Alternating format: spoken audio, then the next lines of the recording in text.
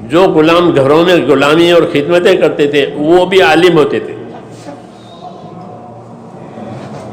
غلاموں کا رواج تھا، گھروں میں غلام ہوتے تھے، تو غلاموں سے تو غلامی نہیں کروانی ہے کہ ان سے راحت لینی ہے، خدمت لینی ہے، بس کہ وہ راحت بھی دیں گے، خدمت بھی کریں گے، اور اس کے ساتھ اپنے علوم میں اس کو شریک کریں گے کہ ہم سے یہ سیکھو. ابن عباس رضی اللہ عنہ کو ایک وہ غسل کر دیتے ہیں، ان کا ایک تفردات ہوتے ہیں علماء کے تفردات میں ایک تھا کہ وہ ہر عضو کو 7 مرتبہ دھونا، اس کو تفردات کہتے ہیں، ان کی اپنی ہیں، تو 7 دفعہ دھوتے تھے. ایک دفعہ چوک ہو گئی تو ان کے غلام کھڑے تھے غسل وغیرہ تھا، پوچھا ارے بھائی میں نے کتنے مرتبہ دھویا؟ یہ جب مجھے تو خبر نہیں ہے، تو اس کو ڈانٹا کہ تو اس کو دیکھنا چاہیے میں کیسے نہاتا ہوں. ہاں عملاً اس کی تعلیم دیتے تھے کہ کیسے عمل کرتے ہیں اس کو دیکھو، کیونکہ صحابہ کے جو حضرت فرماتے ہیں ہمارے ہاں صحابہ کے اعمال ہمارے علوم ہیں، تو ان کے اعمال ہیں کیونکہ وہ پابند تھے سنت کے، شریعت کے، آخرت کے کاموں کے، اس لیے فرماتے تھے کہ صحابہ کے جو اعمال ہیں وہ کیا ہیں؟ وہ ہمارے لیے علوم ہیں کہ صحابی نے یہ کہا ہے، صحابی نے یہ کیا ہے. جی ہاں، تو اس لیے وہ کہتے دیکھو، تو ان کے گھروں میں غلام، ان کے گھروں میں کام کرنے والی، ان کی باندیاں، یہ سب علم رکھتی تھی، خالی خدمت نہیں بلکہ علم رکھتی تھی، کہ ان کو علم دینا ضروری تھا. حدیثوں میں تھا کہ اپنے علم سے خیر خواہی کرو، علم کی خیانت مال کی خیانت سے شدید ہے. تو اس لیے وہ اپنے علم سے خیر خواہی کرتے تھے کہ ہر ایک کو علم دیتے تھے، بچوں کو بھی، بڑوں کو بھی.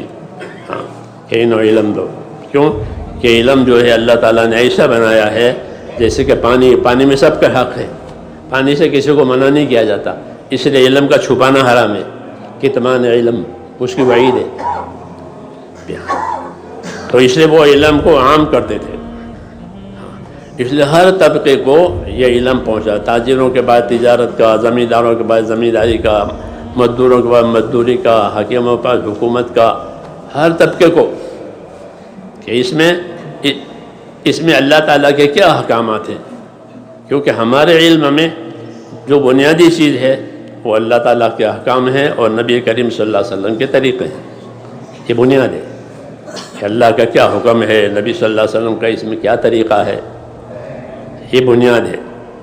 اس لیے اس بنیاد پر لوگوں کو علم دیا جاتا تھا.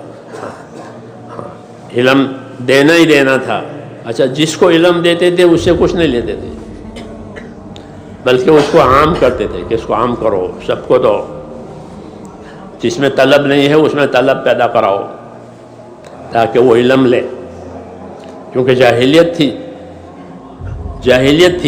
جاہلیت کو ختم کیا ہے حضور صلی اللہ علیہ وسلم نے اپنی محنت سے.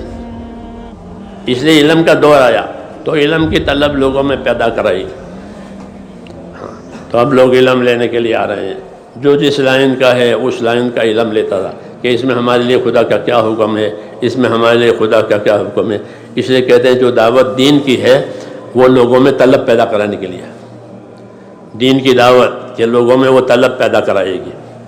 لوگ سمجھیں کہ میری زندگی کی کیا ذمہ داری ہے، اس ذمہ داری کو کیسے پوری کرنی ہے، اس کی طلب.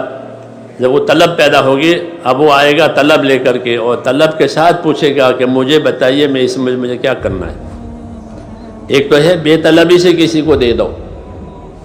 اگر بے طلبی سے کسی کو پہنچا دیا تو پہنچ تو گیا لیکن وہ فائدہ نہیں اٹھائے گا کیونکہ اس کو طلب ہی نہیں ہے. جیسے کسی پیٹ بھرے کو کھانا دو تو وہ کیا کرے گا کہ مجھے ضرورت نہیں ہے، ہاں اس کے لیے بوجھ ہے بے طلبی کی وجہ سے. اس لیے حکمت کی بات تھی کہ لوگوں میں دین کی طلب پیدا کرو. تو زبردست طلب پیدا کرائی اپنی محنت کے ذریعے سے کہ میلوں ایک ایک حدیث کے لیے میلوں چلتے تھے. میلوں ایک حدیث کسی کے پاس ہے وہ رسول صلی اللہ علیہ وسلم سے روایت براہ راست کرتا ہے بیچ میں واسطہ نہیں ہے تو اس کے لیے میلوں کا سفر کرے. ہاں ابن مسعود فرماتے کہ مجھے معلوم ہو جاوے کہ کسی کے پاس ہے تو میں ضرور اونٹ لے کر کے وہاں جاؤں گا، ہاں، اور اس سے وہ چیز لے لوں گا. کیوں کہ اس علم پر نجات ہے، اس علم پر نجات ہے. اس لیے اس کی طلب پیدا کرائی گئی. دین کی محنت کے ذریعے سے اللہ کے انعامات، اللہ کے اکرامات، اور حق ادا نہ ہونے کی صورت میں کیا سزا ہوگی، کیا عقاب ہوگا، اس کا ذکر کیا. اس لیے اللہ تعالیٰ انبیاء کرام کو مبشرین اور منذرین بنا کر بھیجتے ہیں. یہ ان کا اسلوب ہے کہ وہ اپنی بات کو کیسے پیش کریں گے، کہ بشارتوں کے ساتھ پیش کریں گے کہ اللہ آپ کو یہ دیں گے، اللہ آپ کو یہ دیں گے. تو آدمی میں ایک بیداری پیدا ہوتی ہے. ترغیب کا علم پہلے اتارا گیا،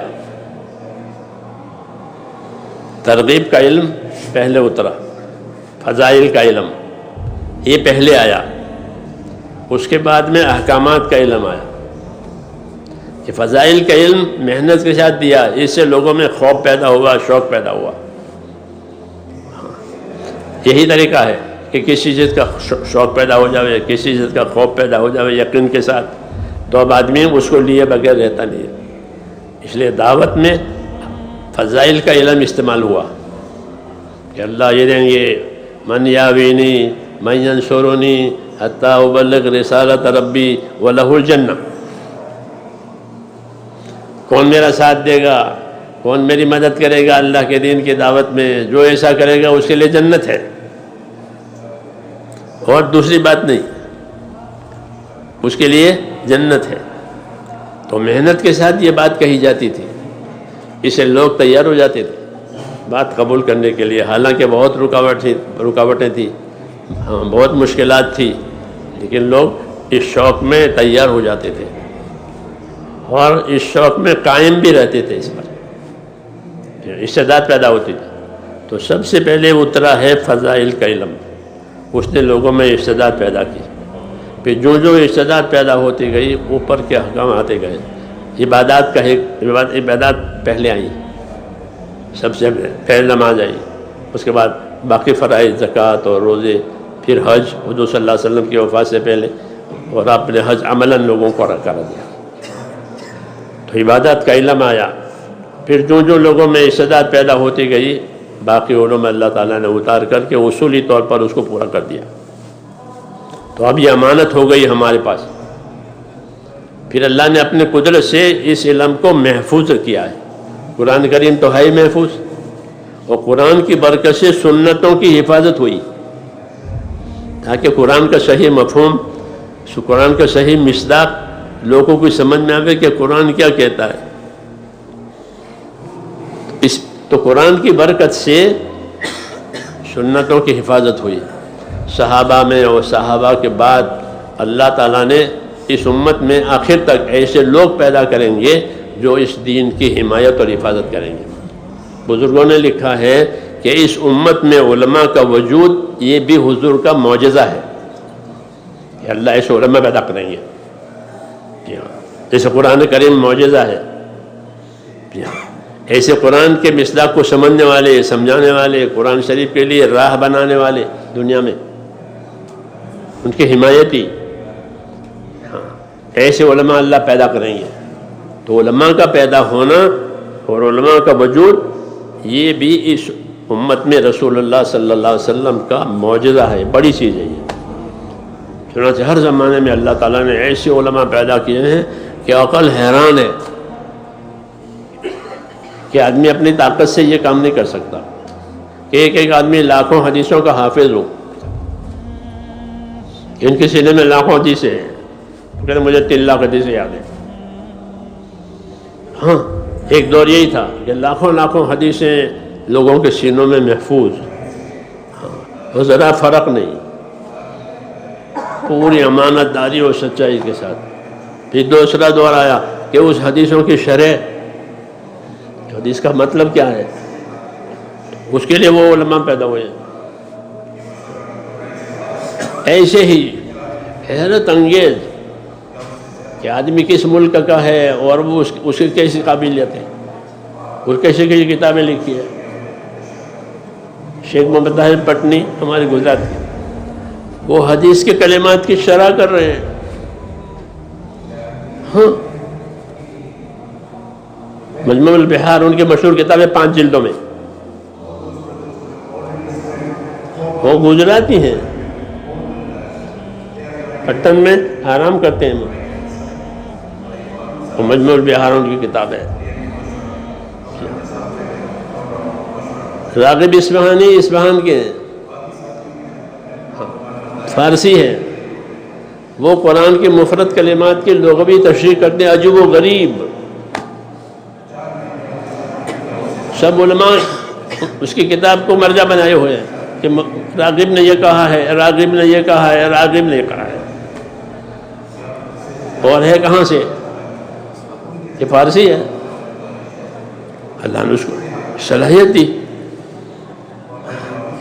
اس لیے کہا کہ اس امت میں اللہ تعالیٰ کی طرف سے علماء کا وجود یہ معجزہ ہے کہ اللہ ایسے ایسے لوگ اپنے دین کی خدمت کے لیے پیدا کریں گے.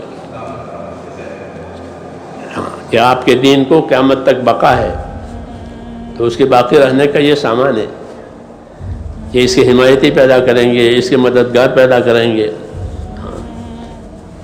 جس کے ساتھ اللہ بھلائی کا ارادہ کرے گا اس کو اپنے دین کی سمجھ دے گا. جی ہاں، تو اس لیے امت میں علماء کا وجود کہ یہ معجزہ ہے اللہ کی طرف سے. حیرت انگیز چیز کہ وہ اپنے اپنی خدمتوں کے ذریعے سے دین کی حمایت کریں گے اور دین کا صحیح مصداق لوگوں کو سمجھائیں گے ہر زمانے میں. تو یہ بڑی نعمت ہے علم.